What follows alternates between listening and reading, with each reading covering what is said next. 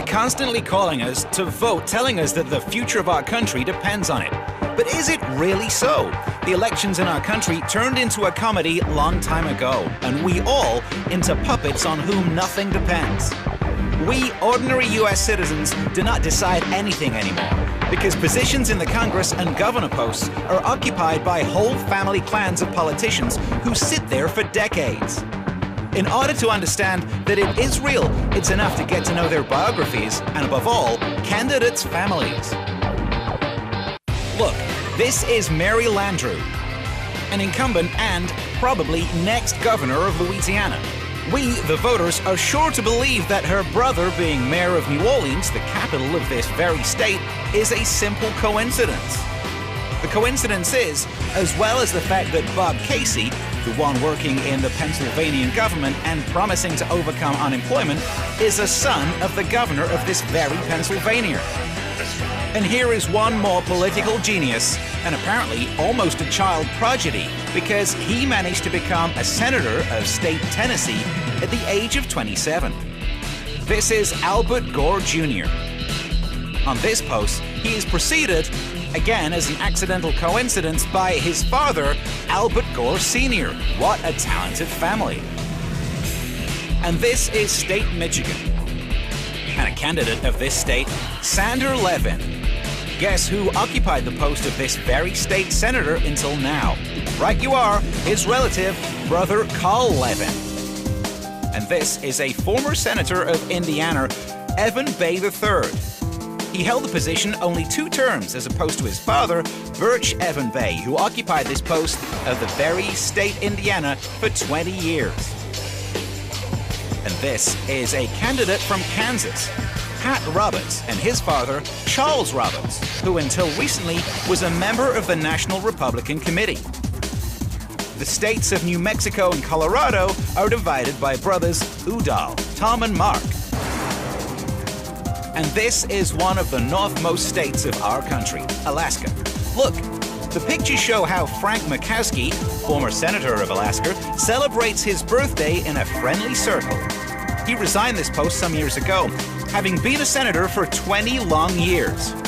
Now, father's position in the Senate is occupied by his daughter, Lisa Murkowski. If we look at their income, it becomes obvious why our politicians keep their positions and try to find a place for their relatives in the politics.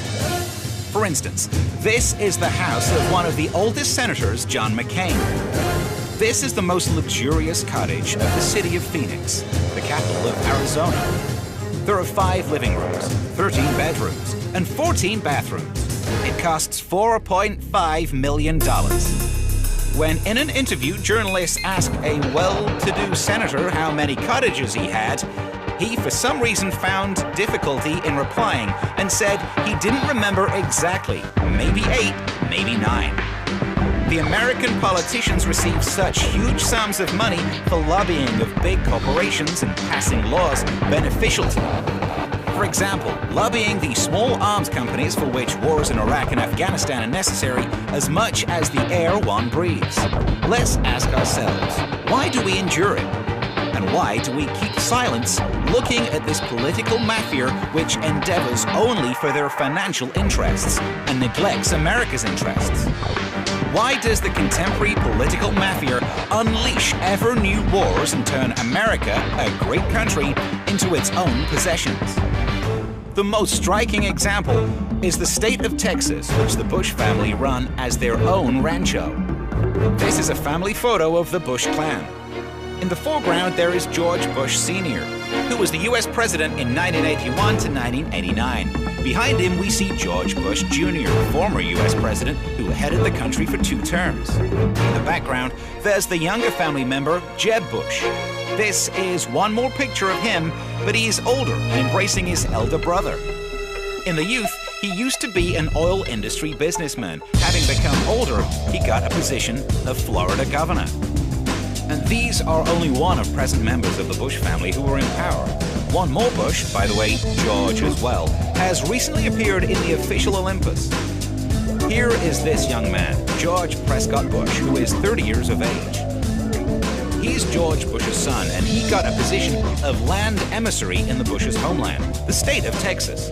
There's no gainsaying it. Apparently, this is a very talented family whose descendants will decide the rules of our country's existence for a long time.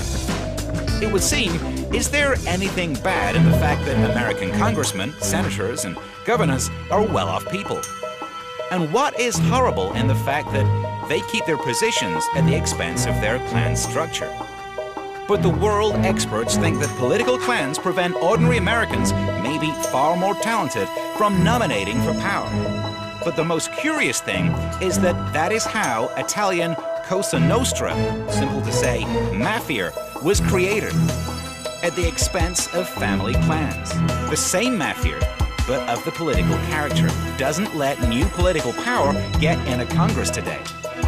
And that's why our country is constantly at war and spends billions on the army instead of spending this money on public health, education, or struggle with illegal immigrants.